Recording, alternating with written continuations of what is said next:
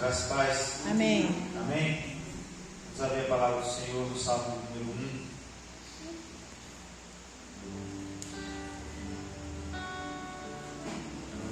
Já foi.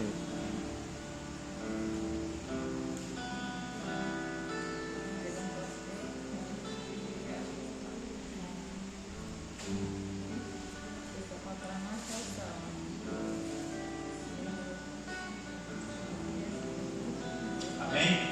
Amém. Vamos abrir?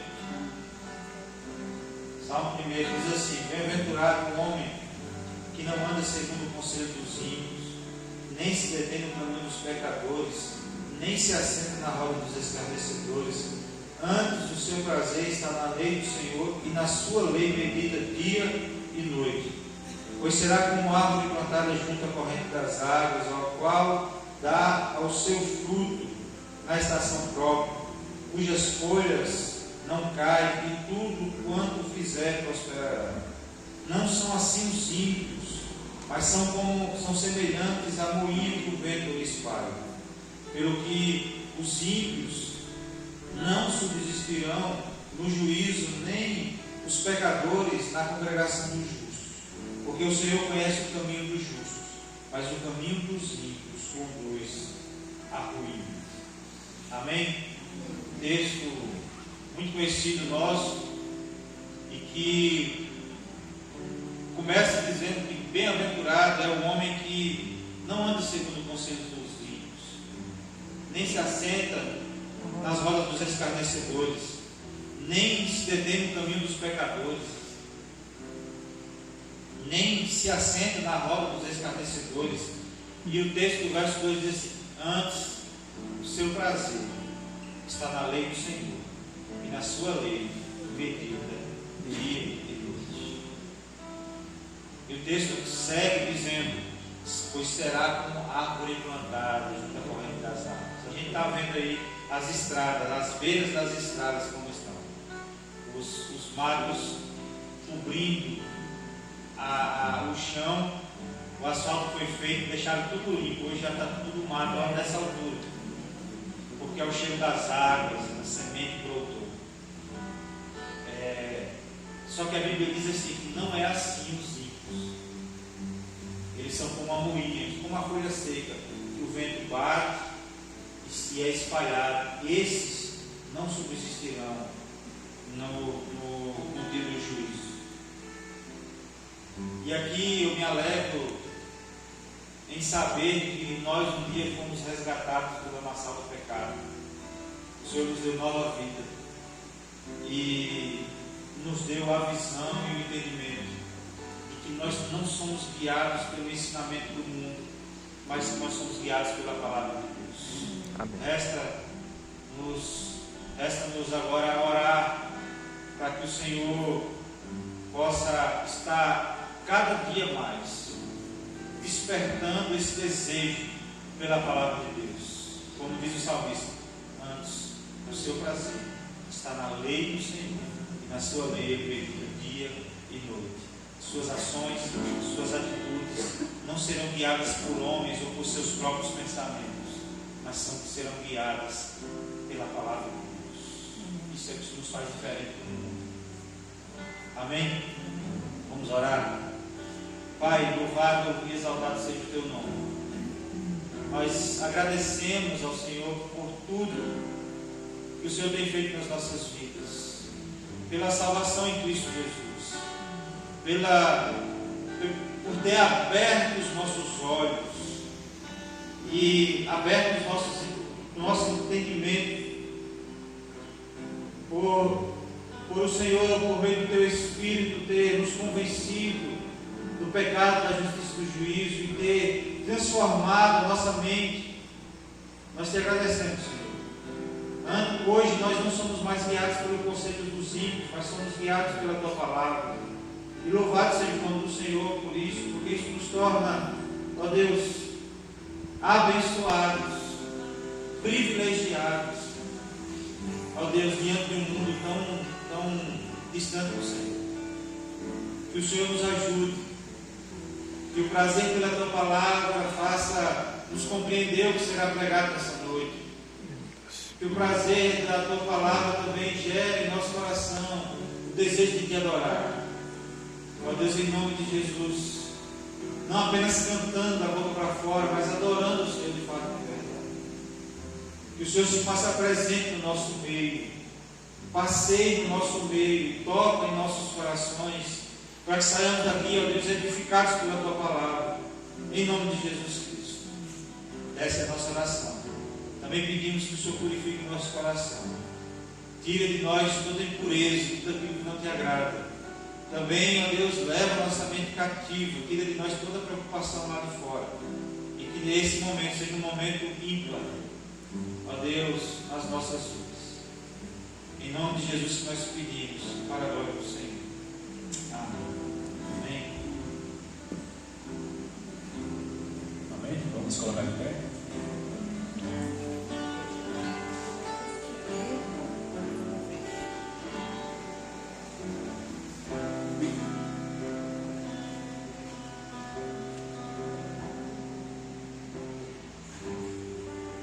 Chance igual a essa, talvez eu não tenha mais.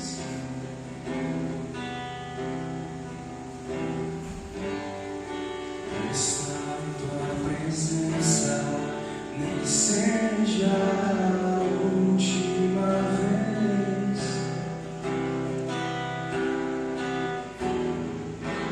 Se tiver que gritar, eu gritarei. Se tiver que chorar, eu chorarei. Se tiver que humilhar o meu espírito, assim eu farei. Me dá mais uma chance. Eu quero nascer do teu espírito. Eu quero matar minha carne, fazer tua vontade, doce espírito.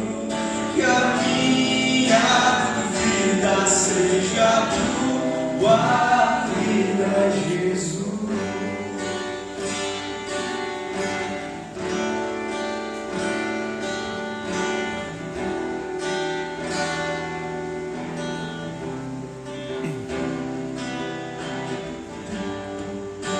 Chance igual a essa, talvez eu não tenha mais.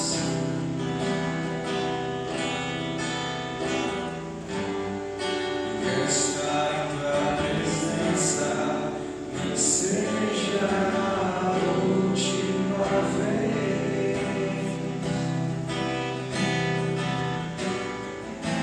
Se tiver que gritar, eu gritarei. Se tiver que chorar, eu chorarei. Se tiver que humilhar o meu espírito, assim eu farei. Me dá mais uma chance.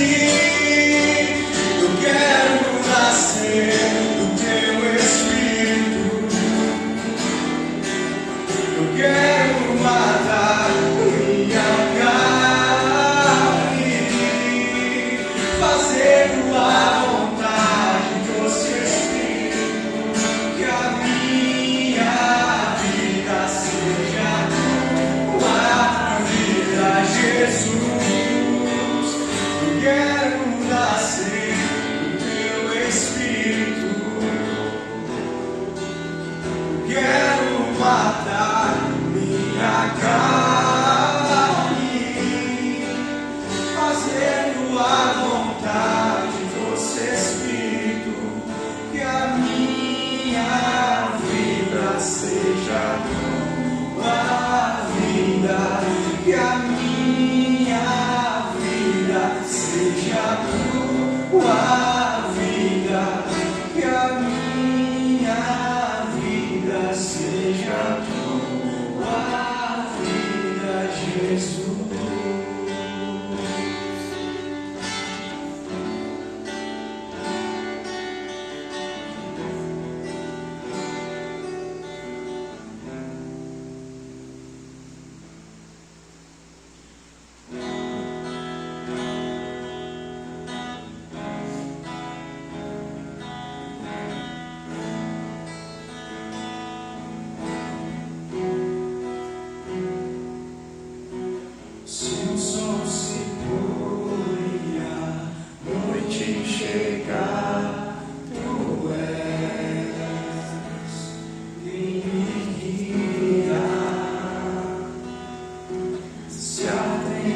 tempestade me alcançar, tu és meu abrigo.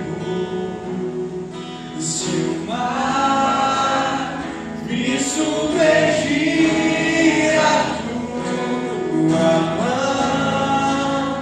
me traz a dor, dá pra respirar, me faz andar sobre as águas.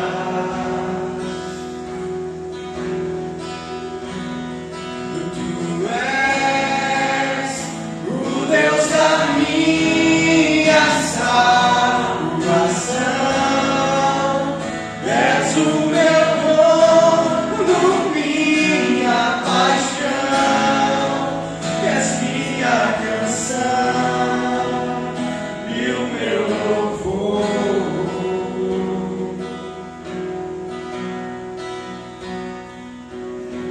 Se o sol se pôr e a noite chegar, tu és meu abrigo. Se a tempestade me alcançar, tu és meu abrigo. Se o mar me submergir, a tua mão me traz a dor, dá pra respirar, e me faz andar sobre as águas.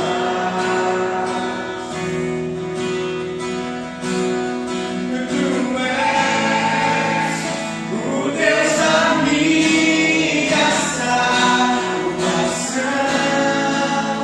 és o meu dono, minha paixão, és minha canção e o meu louvor.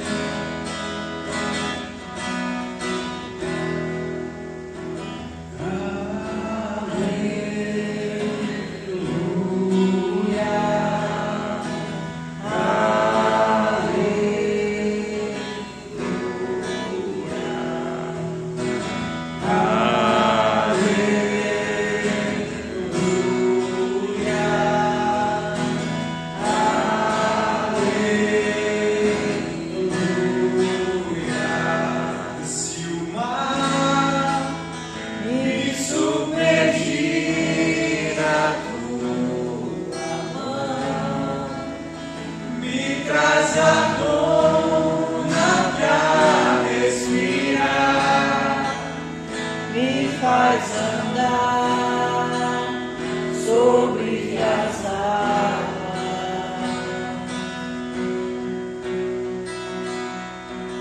Tu és o Deus da minha salvação,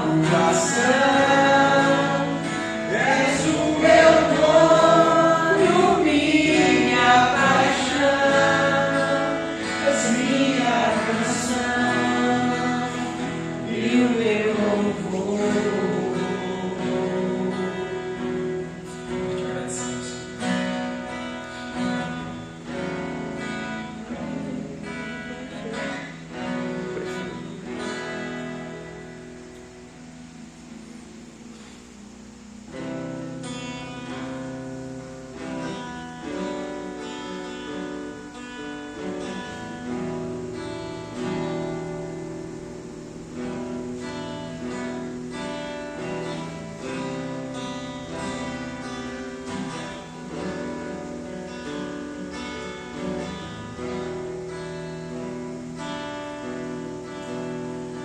Profundas riquezas no saber e o conhecer de Deus. Quão insondáveis seus juízos e os seus caminhos. Com profundas riquezas e o saber e o conhecer de Deus. Quão insondáveis seus juízos e os seus caminhos.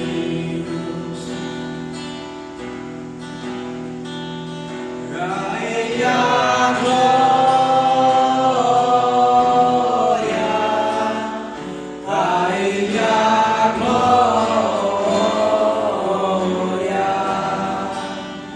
a Ele a glória, pra sempre. Amém. Porque dele, por ele, para ele são todas as coisas. Porque dele, por ele, para ele são todas as coisas. A Ele a glória, a Ele a glória, a Ele a glória, pra sempre. Amém.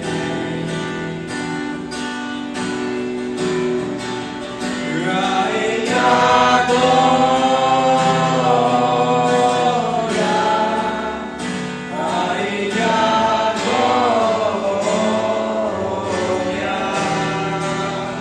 a Ele a glória,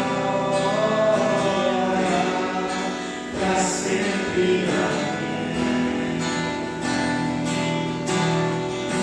E quão profundas riquezas e o saber e o conhecer de Deus. E quão insondáveis seus juízos e os seus caminhos. E quão profundas riquezas e o saber e o conhecer de Deus. Quão insondáveis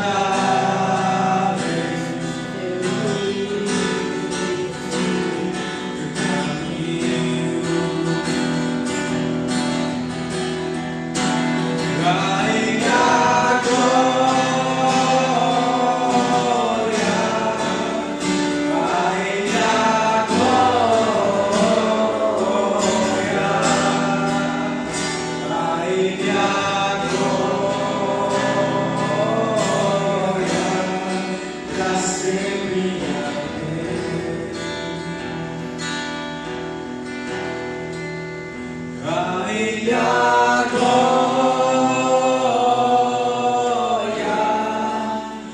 a Ele a glória, a Ele a glória, pra sempre. Amém. Amém, Senhor. Te damos toda a glória, Pai.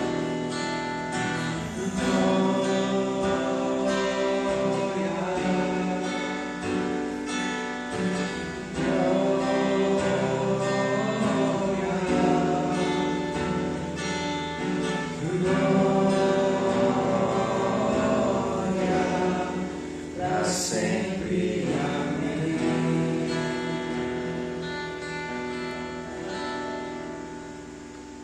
Bem, você que trouxe seu dia e sua fé, pode trazer no altar do Senhor.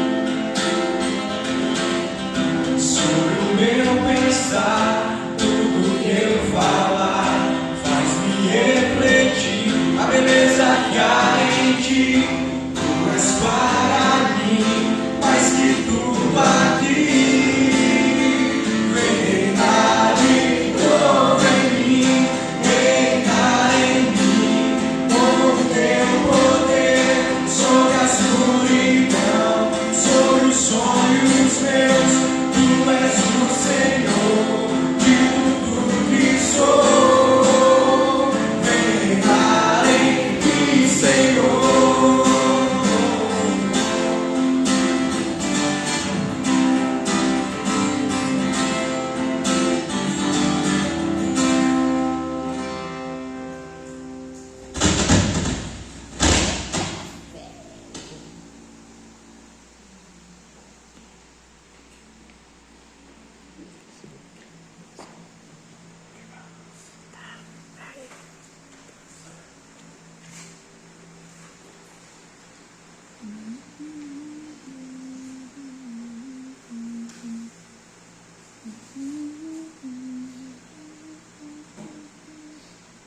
Amém? Vamos abrir a palavra do Senhor em Romanos capítulo 12.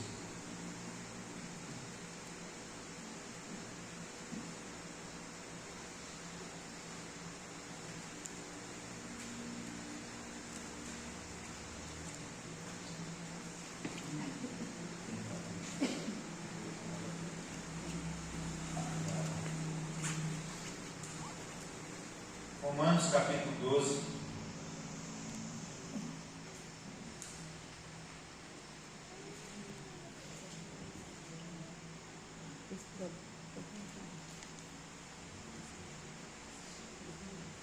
A partir do verso 1.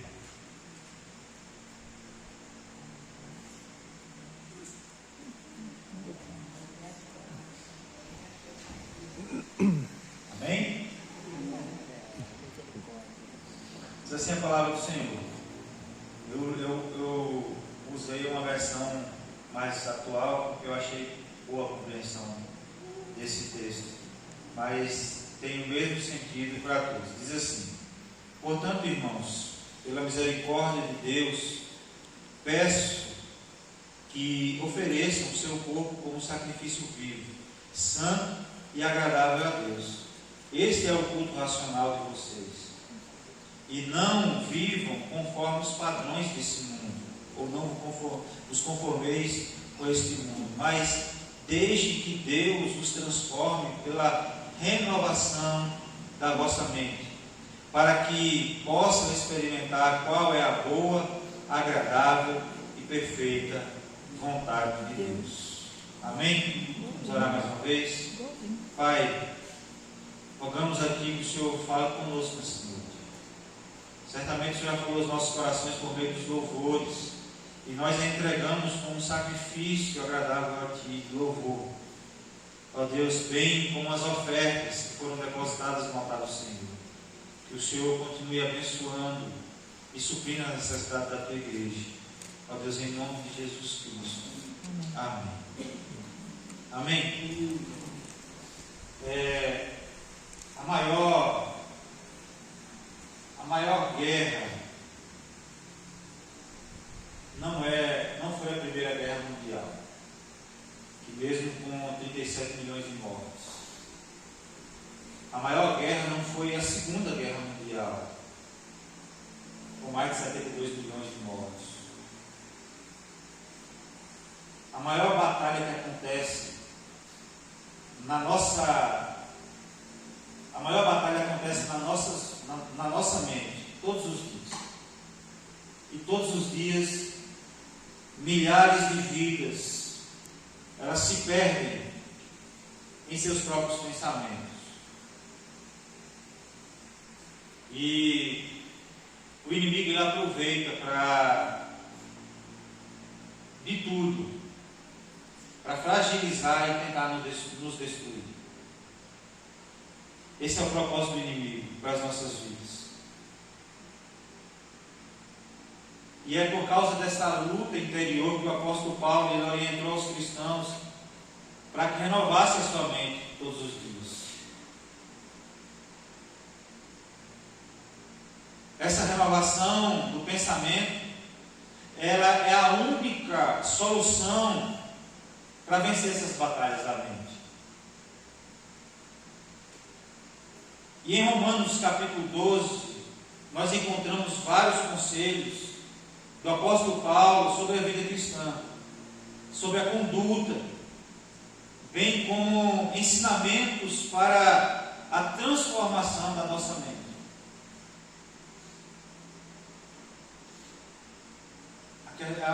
A pergunta que eu faço é: você consegue controlar a sua mente? O apóstolo Paulo, ele estava aqui preocupado, ensinando aos romanos de que nós somos diferentes desse mundo. E que o mundo tem suas paixões, seus prazeres, suas práticas. E o apóstolo Paulo estava dizendo aqui: olha, nós somos diferentes do mundo. Portanto, não tomem a forma desse mundo, mas transformai-vos pela renovação da vossa mente, para que experimenteis qual seja a boa, agradável e perfeita a vontade de Deus. O apóstolo Paulo não estava preocupado com a perseguição que estava vindo sobre a igreja. Também, irmãos, não é a preocupação de quem está sendo perseguido, como nós já sabemos que alguns países são perseguidos. Essa semana eu recebi um vídeo com imagens fortes sobre um atentado dentro da igreja, onde o pastor, lá acho que era na África, onde o pastor brasileiro, que estava tomando de conta das ovelhas, também estava entre as vítimas. E era uma imagem muito forte, irmãos, porque vocês sabem, hoje aqui já tem muito isso, né? Aqueles negócios das mães carregarem os filhos aqui, pendurado, um pano que enrola assim e tal. E é um costume muito comum lá. E é triste ver que muitas mães com seus filhos pendurados nela estavam caídas no chão mortos. E muitos dos filhos não tinham sido atingidos, estavam vivos, enganchados em suas mãos. Só que o que me chama a atenção é que quando nós temos a oportunidade de conversar com aquelas pessoas, ou missionários saem daqui e perguntam, e falam que vai orar por eles para que a perseguição acabe, eles dizem: não, nós não estamos preocupados com a perseguição. Nós estamos preocupados como nós, que vocês orem por nós, para que a gente resista à perseguição, para que a nossa mente não pensa em retroceder dessa vida que nós recebemos de Cristo Jesus. Da mesma forma, irmão, nós devemos ter esse pensamento. O mundo está cheio de seus próprios prazeres, mas nós tivemos uma mente transformada, uma mente renovada em Cristo Jesus. A preocupação do apóstolo Paulo não era a perseguição, nem tampouco deve ser a nossa. Quando eu ouço falar de rumores de perseguição vindo sobre o nosso país, sobre a igreja do Senhor, eu confesso para os irmãos, parece loucura isso, mas eu sinto um pouco de alegria, porque está se cumprindo na nossa geração aquilo que o Senhor já falava. No mundo tereis aflições, mas tende bom ânimo, eu venci o mundo, e de que no final dos tempos, Jesus, quando estiver próximo à vinda de Jesus, a perseguição ia aumentar. E quando eu ouço falar disso, de rumores de guerra, não que eu queira que a guerra aconteça, mas quando eu ouço falar isso, é porque eu estou vendo que a palavra de Deus está se cumprindo, e cada dia mais se aproxima. Quando eu vejo acontecendo essas coisas, cada dia mais se aproxima a vida gloriosa do Senhor. E a gente precisa ter esse entendimento de que a nossa mente precisa estar guardada. Eles têm o poder de acabar com a nossa vida, mas não têm poder de acabar com a nossa alma. Nós temos a ciência de que o Senhor virá buscar a sua igreja, e que aquele dia vai ser um dia glorioso para aqueles que estão em Cristo Jesus. Vai ser dia de terror para aqueles que não conheceram a Cristo ou rejeitaram a palavra de Cristo. Mas dia glorioso para nós. Amém? Amém. E eu gostaria de refletir com os irmãos sobre ataques que nós recebemos na nossa mente. A gente aprender a lidar com isso. Amém? O primeiro ataque é a dúvida. O verso 3 de Romanos 12 diz assim: porque pela graça que me foi dada, digo a cada um de vocês que não pense de si mesmo além do que convém. Pelo contrário, pense com moderação, segundo a medida da fé que Deus repartiu a cada um. O primeiro ataque que nós recebemos muitas vezes é a dúvida. Assim como Satanás fez com Adão e Eva. Ele atacou Adão e Eva fazendo questionamentos, fazendo perguntas. Aquele homem no jardim, interrogações sobre o que Deus havia ensinado. E assim o inimigo também faz hoje nas nossas vidas. Muitas vezes nós passamos por lutas que às vezes passa na nossa cabeça o sentimento de dúvida. Ou nunca passou na cabeça de vocês o sentimento de dúvida? Será que Deus existe mesmo? Será que esse negócio de Jesus é verdade? Será que essa palavra é de Deus mesmo? Não tem erro, não tem nada disso? Gerando conflito na nossa mente acerca da veracidade e da inerrância das Escrituras. Não já passou na cabeça de vocês, não?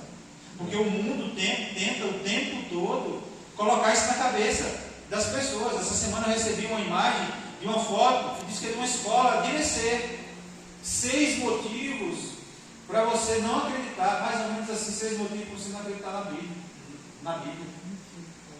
A doutrinação fora de qualquer contexto, fora de qualquer assunto, contradições, querendo mostrar contradições para quê? Gerar dúvida na cabeça de quem ouve. Gerar dúvida. E o diabo, ele trabalha com dúvida. Mas Deus nos ensina sobre a certeza da fé. Fé é o fim e fundamento das coisas que se esperam. O que é que a gente espera? A vinda gloriosa de Cristo. Nós somos firmados nisso. É a nossa esperança. É o nosso maior desejo. É o pensamento do crente. É o que ele mais espera, mais do que qualquer coisa nesse mundo. A vinda gloriosa do Senhor. Firme e fundamento das coisas que se esperam. A convicção de fatos que não se pode ver. Jesus já dizia: bem-aventurados aqueles que não viram, mas creram. Nós somos essa geração que não viu, mas crê. E é por isso que nós estamos aqui hoje. A certeza da fé, como diz em Hebreus 1. A fé em Cristo Jesus. A certeza de que, embora isso pareça loucura para o mundo, embora isso pareça loucura para o mundo, nós temos essa certeza inegável no nosso coração. E que não pode ter de maneira nenhuma dúvida. E a dúvida gera consequência nas nossas vidas. Esse cordão de cátedra, esse esse aí,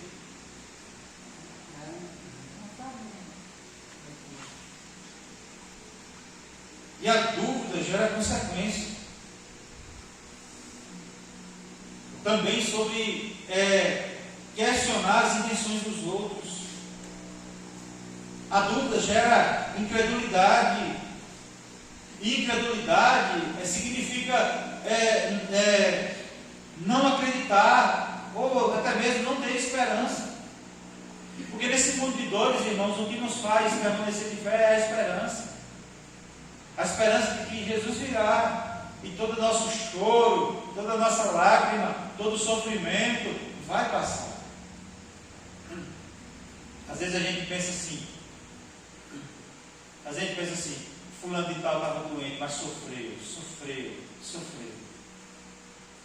Só que depois dessa morte, da passagem dessa vida, para aqueles que estão em Cristo Jesus, o sofrimento não serviu para nada. Porque não abalou a nossa fé, porque não abalou a fé daquele que está sofrendo no leito de hospital ou no leito dentro de casa. Eu fui visitar a avó de Amanda, que a gente nem achava que saía do hospital, mas que está lá, debilitada pela enfermidade, provocada pelos problemas de saúde. E eu peguei na mão dela e perguntei: como a senhora está? Ela responde: com Cristo no barco, tudo vai muito bem. Ela tem essa convicção. O inimigo não consegue agir na vida dela, mesmo dentro do sofrimento, para tentar gerar dúvida. Ela tem convicção de que Deus está sobre a vida dela e que um dia ela vai estar com Ele sem sofrimento. Amém. Assim como nós temos essa convicção também. Amém? Não tenha dúvida, mas alimente seu coração da palavra de Deus para que sua fé cresça. Porque a Bíblia diz assim, que sem fé é impossível agradar a Deus. Sem fé é aquela pessoa que não crê. Sem fé é impossível acreditar na palavra de Deus. E a Bíblia diz que a fé vem pelo ouvir, e ouvir a palavra de Deus. Quanto mais a gente ouve ou lê a palavra de Deus, a gente vai gerar em nosso coração fé. É por isso que o apóstolo Paulo, ele inicia a carta, o capítulo 12, dizendo para a gente prestar o nosso culto a Deus, racional. Culto diário, de comunhão com Deus, para que a nossa fé seja alimentada. Amém? O segundo ataque à nossa mente é o medo. No verso de número 9 a 12 diz assim: o amor seja sem hipocrisia, odeiem o mal e apegue-se ao bem, amem uns aos outros com amor fraternal. Quanto à hora, deem sempre preferência aos outros. Quanto ao zelo, não sejam preguiçosos, sejam fervorosos de espírito, servindo ao Senhor. Alegrem-se na esperança, sejam pacientes na tribulação e perseverem na oração. A palavra do Senhor nos diz que o amor lança fora todo medo. E o medo é algo nocivo para as nossas vidas. O medo, ele nos paralisa. O medo nos faz enxergar coisas, distorcer a nossa visão acerca da realidade. Teve um exemplo? Elisa era menor e Elisa um dia me chamou: pai, tem um bicho no meu quarto. Aí você sai, tem um monstro dentro do quarto dela. Tem um bicho dentro do meu quarto. Para quem tem medo de sapo, vai falar: tem um bicho aqui dentro de casa. Um dia tinha um marido que estava meio arengado com a mulher, e ele, para pirraçar a mulher, ele saiu catando sapo no meio da rua e jogando dentro do banheiro, só para a mulher dar a luz. Para vingar. Meu Deus. Mas o medo, ele paralisa. Aí quando eu chego lá no quarto de Elisa, era um grilo. Era um bicho. Era um grilo. Agora imagine você, se ela tivesse que sair do quarto e o grilo estivesse na porta. Ela não conseguiria sair do lugar. Eu também tenho alguns medos. Eu tenho medo de altura. Para me subir num negócio desse aqui, não tem quem faça subir. Eu tenho, esqueci o nome, não sei o que, fobia, esqueci o nome. E o medo, ele paralisa, irmãos. Esses dias, com esse tempo de chuva, tinha uma goteira em cima, no meio do quarto de Elise. E eu tive que pedir uma pessoa para subir lá em cima e consertar, porque eu mesmo não tinha coragem de subir na escada. E por muitos dias a goteira ficou lá, porque eu não tinha coragem de subir. Porque eu tinha medo. O medo ele nos paralisa. O medo nos impede de ser quem nós somos, de fazer a vontade de Deus. O medo nos impede disso. O medo cria imagens e fantasias daquilo que não existe. É como eu falei de Alice. Era um bicho, não, era um besouro. Que a gente chega e se quiser faz. Amassa ele e acabou. Esses dias um sapinho caiu na pia do quintal de lavar roupa e estava lá. Quem ia tirar o sapinho? E tendo as coisas para fazer e deixando de fazer, porque o medo paralisa, nos impede de avançar. E aí eu cheguei lá, falei, o que é, gente? Peguei o sapinho, saí assim meio atentando um pouco para poder pagar o meu trabalho, né? E soltei lá para ele sair de lá. Quantas vezes nós tivemos medo de falar de Jesus para alguém? A gente está numa fila de banco, numa fila qualquer, ou na rua, e a gente tem a oportunidade de falar com as pessoas e a gente tem medo de falar. Quantos alunos na escola têm medo de falar que é cristão? Quantos alunos têm medo disso? Porque o medo ele é poderoso, ele aprisiona pessoas. As mentes, sem permitir que a gente avance. Mas a palavra de Deus nos ensina que o amor de Deus é mais forte, porque o perfeito amor lança fora todo medo. 1 João 4,18. O perfeito amor lança fora todo medo.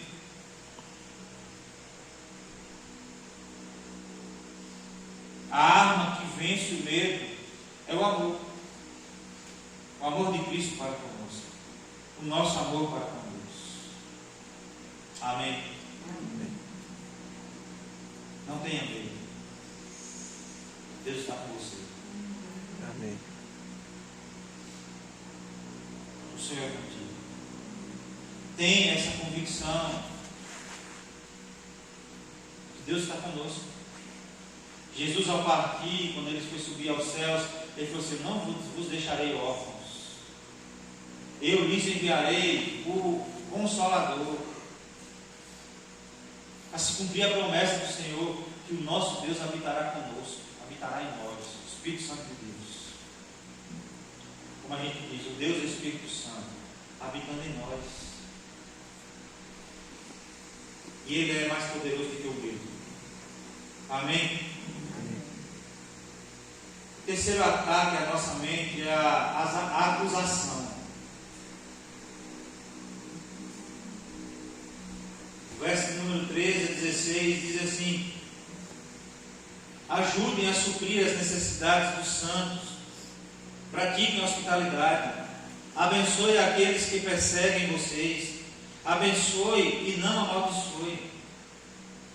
Alegrem-se com os que se alegram e chorem com os que choram. Tenham o mesmo modo de pensar de uns para com os outros. Em vez de serem orgulhosos, sejam solidários com os humildes. Não sejam sábios aos seus próprios olhos. Irmãos, quando a pessoa já está fragilizada com a dúvida, com medo, agora o inimigo lança acusações contra ela. O diabo distorce a imagem das pessoas para acusarmos elas. Acusarmos elas. Ou a nós mesmos. Por isso Paulo trabalha os relacionamentos entre as pessoas da igreja. E é por isso que a Bíblia diz que Deus ordena a bênção aonde há comunhão. Aonde há comunhão. Em Cristo, irmãos, nós somos livres de toda condenação, de toda acusação. O diabo ele está aí todo o tempo tentando nos lembrar do nosso passado. E quantas vezes somos acusados por quem nós éramos? Ou quantas vezes nós acusamos, apontamos o dedo para pessoas pelas atitudes dela? ou por aquilo que a gente acha que ela é. Imagine, irmãos, o seguinte: eu sei o que é isso. Eu vim brincando ali com o Pedrão. O Pedrão fez concurso para a polícia. E eu brinquei com ele, eu falei: e o povo vai te respeitar tudo desse tamanho? Eu falei: eu sou frouxo, mas pelo menos com o meu tamanho o povo tem um pouco de receio. Eu falo isso, irmão, sabe por quê? Porque nem a minha mulher me queria com essa carona fechada que eu tenho. Quando a Amanda ficou sabendo que eu estava interessado nela, ela falou assim: Deus me livre. Aquele homem fechado, com a cara feia, parece só bem mal-humorado. Eu tenho certeza, irmãos, que quando vocês me viram pela primeira vez, vocês tiveram esse mesmo pensamento. A irmã Celita já me confessou, ela falou assim: quando o Marinado saiu, depois veio o presbítero Wilton, depois o presbítero Wilton saiu, aí falou assim: quem vai vir para cá é Michel. Ixi, aquele com a cara fechada, ela já me falou. As meninas aí, eu tenho certeza que quando me viram pela primeira vez, ixi, vamos com a cara fechada.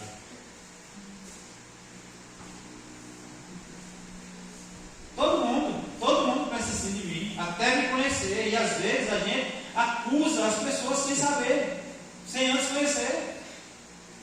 Só que o inimigo tenta nos acusar do nosso passado, nos fazendo pensar de que nós não somos dignos, e de fato não somos, mas Jesus nos tornou dignos da salvação, porque Ele pagou o preço que era meu, que era seu, a dívida foi paga por Ele. E não é apenas uma dívida simples, irmãos. Quer ver?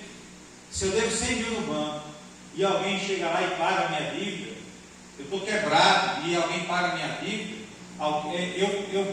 eu estou sem dívida, mas continuo quebrado.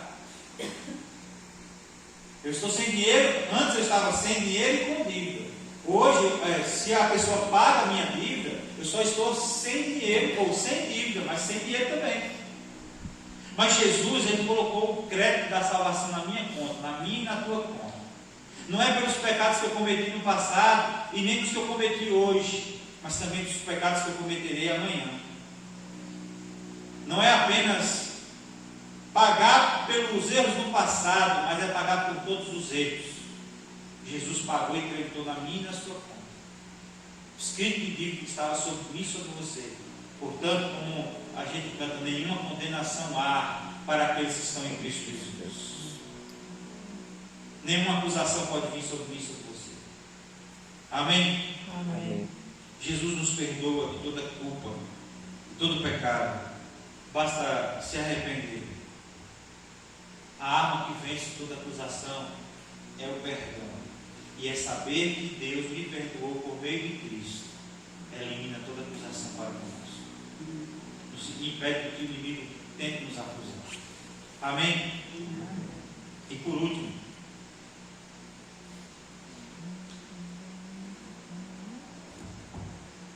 a mentira. 17 a 20 diz assim: não paguem a ninguém o mal por mal, procure fazer o bem diante de todos. Se possível, no que depender de você, vivam em paz com todas as pessoas. Meus amados, não façam justiça com as próprias mãos, mas deem lugar à ira de Deus. Pois está escrito: a mim pertence a vingança, eu é quem retribuirei, diz o Senhor. Façam o contrário. Se o seu inimigo tiver fome, dê-lhe de comer. Se tiver sede, dê-lhe de beber. Porque fazendo isso, você amontoará brasas vivas sobre a cabeça dele. Irmãos, quando a pessoa é abalada por dúvidas, pelo medo, pela acusação, agora ela está pronta para acreditar em mentiras. Essa é a estratégia do inimigo. As mentiras do diabo são crenças limitantes.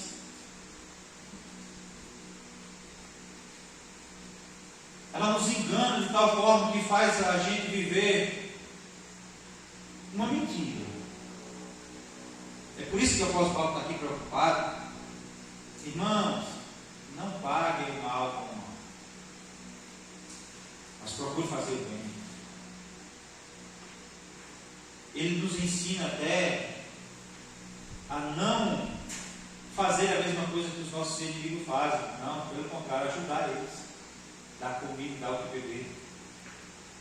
Ajudar os inimigos. E isso é uma tarefa difícil. Amar a quem nos persegue. Amar a quem quer o mal. E nós estamos vivendo uma geração, irmãos, em que a pessoa às vezes vive numa mentira. Porque alguém pisar no calo e aí você roda a baiana, como a gente diz aqui na Bahia, aqui no Brasil. É alguém lhe ofender que você quer retribuir do mesmo forma. É alguém maquinar o mal contra você e você já está aqui armado esperando ela maquinar o mal para você evitar. E para nós que somos cristãos, ter esse tipo de pensamento é uma mentira. É viver numa mentira. Porque você está aqui dizendo que o amor de Deus lhe alcançou. Você está aqui dizendo que você ama o próximo. Que você faz a oração do Pai Nosso. Perdoa as nossas dívidas, assim como eu tenho perdoado aos meus devedores ou a quem tem me ofendido. Só que na prática, às vezes, a gente não faz isso. E às vezes, irmãos, o inimigo nos faz pensar que está tudo bem. Na nossa cabeça, parece que está tudo ok. Só que nós estamos vivendo uma mentira. Deus ordena a bênção onde há comunhão, mas às vezes, graças a Deus isso não tem aqui, mas às vezes a gente ouve o irmão falando mal do outro irmão. Fazendo levante contra os outros irmãos. E Paulo, ele está preocupado com isso, porque ele sabe que é da mente do coração, é da mente do homem, do ser humano falho. Ninguém paga mal por mal. Procure fazer o bem diante de todos. Se possível, no que depender de você, tenha paz com todos os homens. Irmãos, no que depender de mim, de você, não vai haver discussão, não vai haver briga. Nem dentro de casa, nem fora de casa. Vamos andar em paz. Lutando contra nós mesmos. Vivendo a verdade do Senhor para as nossas vidas. Amém? E aqui o texto fala assim: você amontoará brasas vivas na cabeça do seu inimigo. E aí, alguns estudiosos diziam que essa expressão era uma expressão assim, que era uma prática do antigo Egito de tortura, para que a pessoa confessasse o seu crime. Aí colocavam um chapéu, um balde, como se fosse de ferro na cabeça, e enchia de brasa acesa na cabeça do cara. Imagina um capacete de ferro começando a esquentar no juízo do cara. O cara, ou ele confessava, ou ele morria. E na maioria das vezes ele tinha que confessar, porque não resistiria aquilo queimando na cabeça.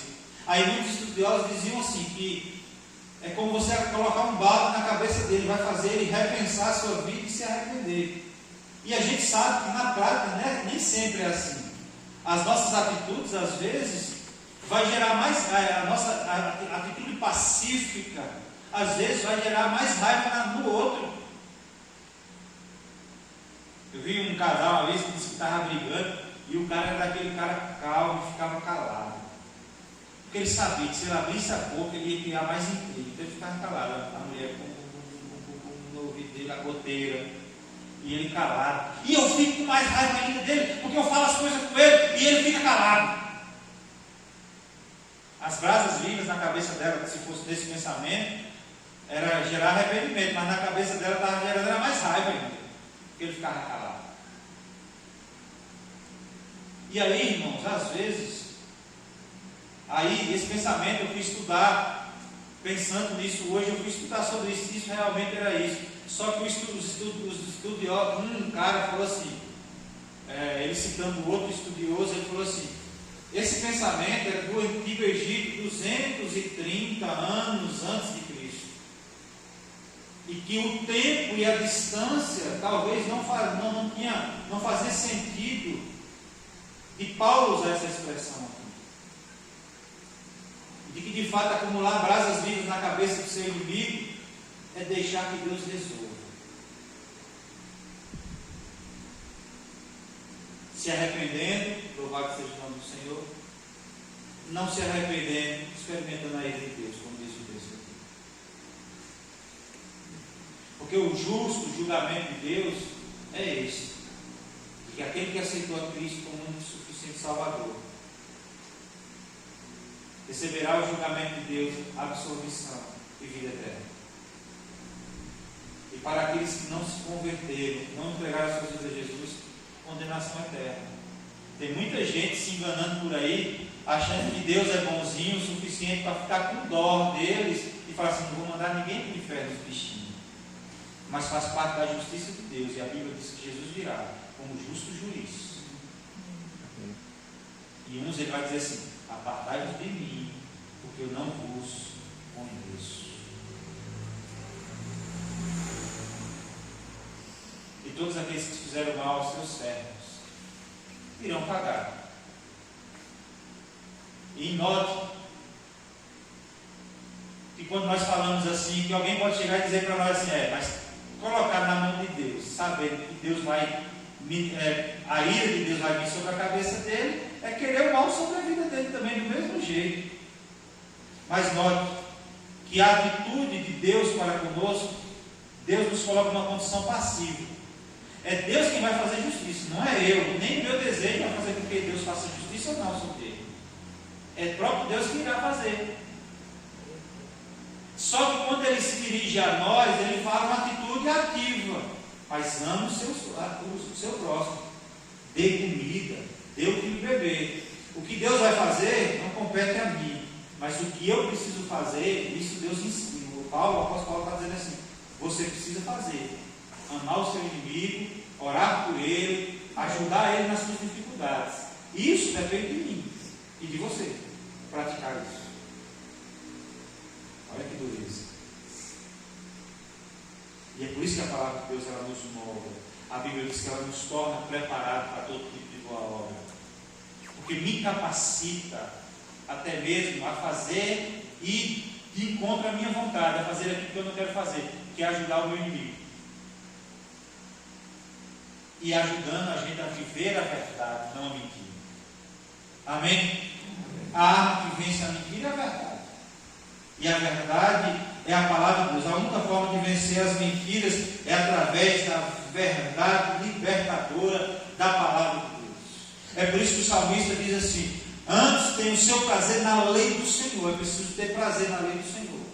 E na sua lei meditar dia e noite. Dia e noite. Quando não é dia, é noite. Quando não é noite, é dia. Então é todo dia. Amém? Eu gostaria de concluir em Romanos 12, 21.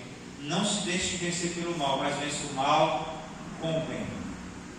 A força do bem que vem de Deus é muito maior do que as armas do mal e pode superar todas as coisas. Amém? Quando nós lutamos do lado de Deus, estamos certos de que venceremos com o seu poder. A fé vence a dúvida, o amor vence o medo, o perdão vence toda acusação e a verdade vence a mentira. Que possamos viver isso na glória de Deus, em nome de Jesus Cristo. Gostaria que você baixasse a sua cabeça.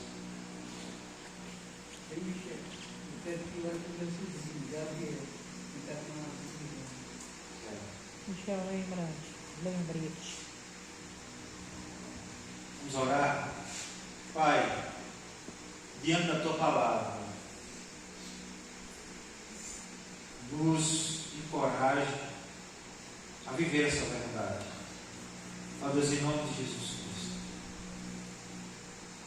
que toda dúvida que possa haver no nosso coração seja envolvida pela fé do Senhor, promovida pelo Senhor.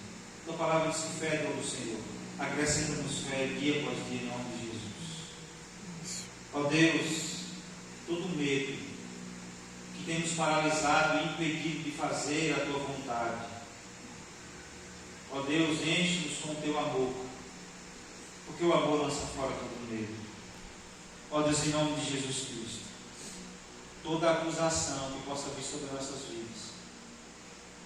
O inimigo tenta nos lembrar do nosso passado, mas nós sabemos, ó Deus, que o perdão do Senhor vence toda acusação, nos torna livre de toda condenação do pecado.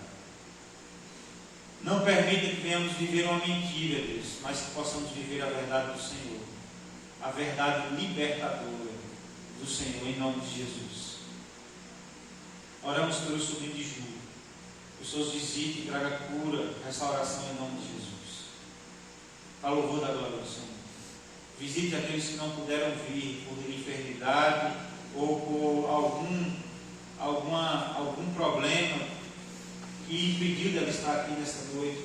Que o Senhor os visite, no nome de Jesus Cristo. A louvor da glória do Senhor. Nós oramos em nome de Jesus. Amém. Amém? Irmãos, eu tenho 2 avisos. O primeiro